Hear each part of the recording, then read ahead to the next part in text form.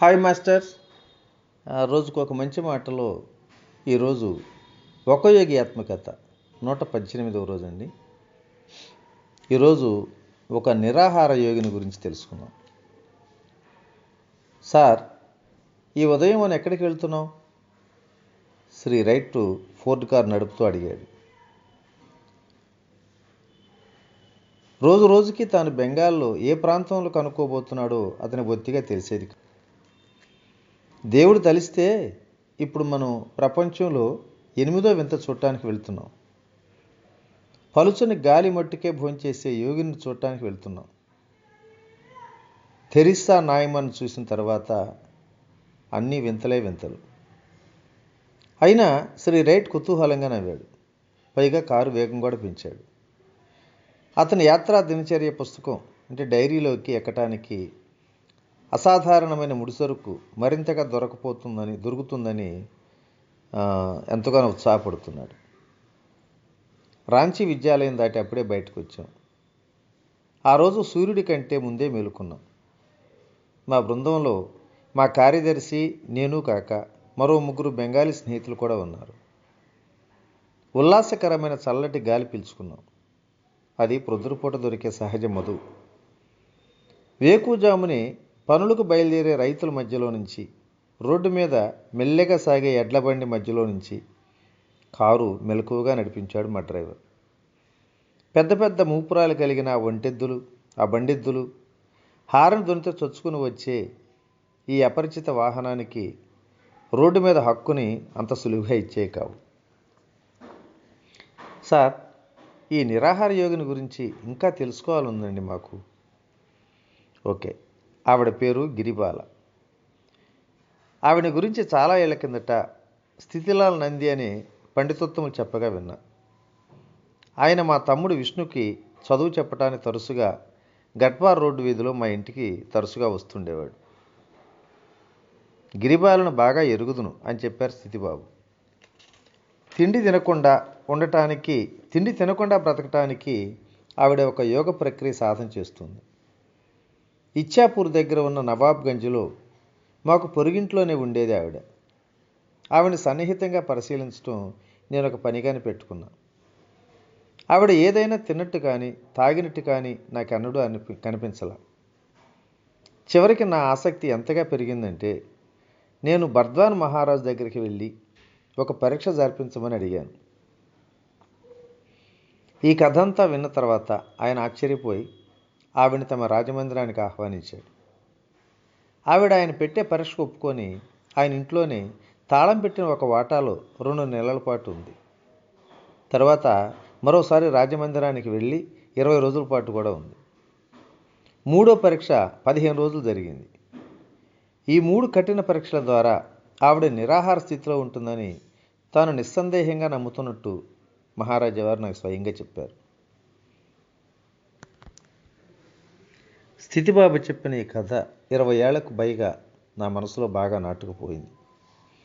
నేను ఆ యోగిని కలుసుకోకముందే కాలప్రవాహం ఆవిడని కబలించేది కదా అని అప్పుడప్పుడు అమెరికాలో ఉన్నప్పుడు అనుకుంటూ ఉండేవాడిని. ఈ పాటికి చాలా వృద్ధురాలై ఉంటుంది ఆవిడ.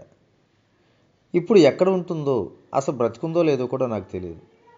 కానీ ఇంకొన్ని గంటల్లో మనం పురులియా చేరుతాం. ఆవిడ సోదరుడికి ఒక ఇల్లు ఉంది అక్కడ అన్నాను. అన్నట్టుగానే 10:30కి మేము గిరిబాల గారి సోదరుడు లంబోదర డేతో ముచ్చటిస్తున్నాం. ఆయన పురులియాలో ఒక వకీల్. మా అక్కయ్య చాలా బాగానే ఉందండి.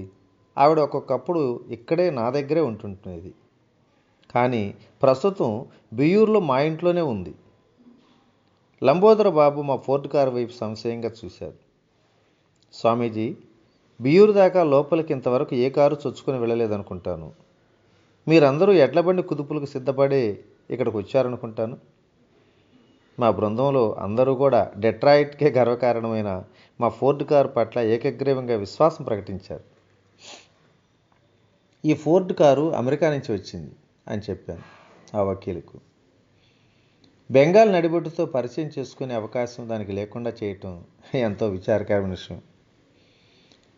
గణేశుడు మీకు తోడు చూస్తాడు అన్నాడు లంబోదర బాబు. మీరు ఎప్పటికైనా అక్కడికి చేరటమే జరిగితే గిరిబాల మిమ్మల్ని చూసి ఎంతగానో సంతోషిస్తుందన్నది ఖాయం. ఇప్పుడు ఆవిడ 70వ పడిలో పడబోతుంది. అయినా ఆరోగ్యం దివ్యంగానే ఉంది. అయ్యా, ఒక్క మాట చెప్పండి, ఆవిడ ఏమీ తినరన్నది పూర్తిగా నిజమేనా? మనసులో భావాల్ని బయలుపరిచే కిటికీల్లాంటి ఆయన కళ్ళకు సూటిగా చూశాను. అది పచ్చి నిజం. ఆయన చూపు నిష్కల్మషంగా, విశ్వసనీయంగా ఉంది. 50 ఏళ్లలో ఆవిడ ఒక్క ముద్ద కూడా అన్నం తినగా నేను చూడలేదండి. ఈ ప్రపంచం హఠాత్తుగా అంతమైన నేను ఆశ్చర్యపోను. కానీ మా అక్కయ్య అన్నం తింటుందంటే మాత్రం ఖచ్చితంగా ఆశ్చర్యపోతాను. ప్రపంచంలో ఈ 2 విష సంఘటనలు జరిగే అవకాశం లేదు కనుక ఇద్దరు ముసిముసిలో నవ్వుకున్నాం. గిరిబాల తన యోగ సాధనలకు అలవి కాని ఏకాంతం కోసం ఎన్నడూ ఎదురు చూడాల అంటూ లంబోదరబాబు చెప్తున్నాడు. ఆవిడ జీవితం అంతా మా ఇంట్లో వాళ్ళ మధ్య, స్నేహితుల మధ్య గడిచింది. ఆవిడ విచిత్ర స్థితికి వాళ్ళందరూ అలవాటు పడిపోయారు. గిరిబాల ఏదైనా తినాలని హఠాత్తుగా నిర్ణయించుకుంటే వాళ్ళలో ఆశ్చర్యపోయిన వాళ్ళు ఒక్కరు కూడా ఉండరు. హిందూ వితంతువుకు తగినట్లుగా మా అక్కయ్య సహజంగా విశ్రాంతి జీవితం గడుపుతుంటుంది. కానీ పురూలియాలో, బియూర్లోనూ ఉన్న మా వాళ్ళందరికీ ఆవిడ అక్షరాల అసాధారణ స్త్రీ అన్న సంగతి తెలుసు. ఆ సోదరుడి చిత్తశుద్ధి స్పష్టంగా కనిపిస్తుంది ఆయన మాటల్లో. మా చిన్న బృందం ఆయనకు మనసారా ధన్యవాదాలు చెప్పి వెంటనే బియూర్కు దారితీసాం. ఒక వీధిలో ఉన్న దుకాణం దగ్గర లూచీలు అంటే రొట్టెలు కూర కొనుక్కోవటానికి మేము ఆగాం. శ్రీ రైటు నిరాడంబరమైన హిందూ పద్ధతిలో వేళ్లతో తింటుండగా ఊళ్ళో పిల్లలు చుట్టూ చేరి అతని వైపు కళ్ళప్పగించి చూస్తున్నారు. ఆ మధ్యాహ్నం మాకు చాలా శ్రమ కలిగించబోయే ఆ సంగతి మాకు అప్పుడు తెలియదనుకోండి. ప్రయాసకు తట్టుకునేలా బలం చేకూర్చుకోవటానికి వీలుగా మాకు కరకర ఆకళ్ళు కూడా వేస్తున్నాయి. ఇప్పుడు మా దారి ఎండకు మాడిన వరి పొలాల గుండా తూర్పుగా బర్ద్వాన్ విభాగంలోకి సాగింది. రోడ్లకు ఎడాపెడా దట్టమైన చెట్లు బారులు తీర్చున్నాయి.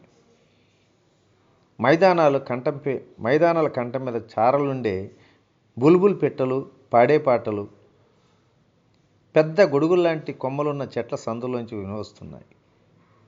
అడపాదడప ఒక ఎడ్లబండి కూడా కనిపిస్తుంది.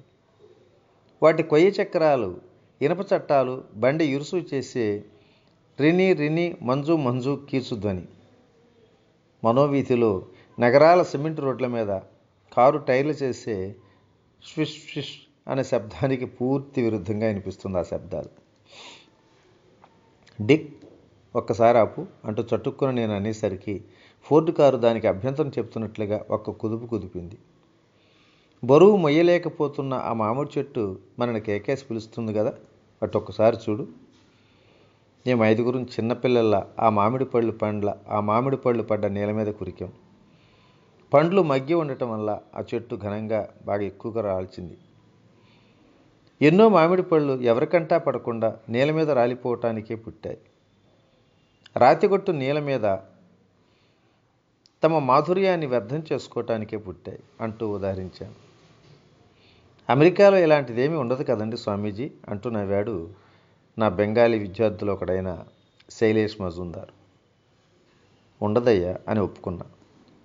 మామిడి పండ్లతోనూ తృప్తితోనూ నిండి పడమటి దేశాల్లో వీటిని ఎంతగా పోగొట్టుకున్నామో మామిడి పండ్లు లేని స్వర్గం హిందూ ఊహకే అందదు. ఒక రాయి విసిరి చిటారు కొమ్మనున్న చక్కటి పండు ఒకటి రాలకొట్టాను. ఉష్ణదేశపు ఎండకు వెచ్చగిలిన అమృత ఫలాన్ని కొరుకు తింటున్నవాడిలా మధ్యలో ఆగి, డిక్, కెమెరాలని కారులో ఉన్నాయా అని అడిగాను. ఉన్నాయండి, సామాన్ల అరలోనే ఉన్నాయి. గిరిబాల గారు నిజమైన యోగిని అని కనుక రుజువైతే ఆవిని గురించి పటమట దేశంలో గొప్పగా రాస్తాను. అటువంటి ఉత్ప్రేరక శక్తులు గల హిందూ యోగిని ఈ మామిడి పళ్ళలో చలవాటి మాదిరిగా అజ్ఞాతంగా పుట్టి గతించిపోకూడదు.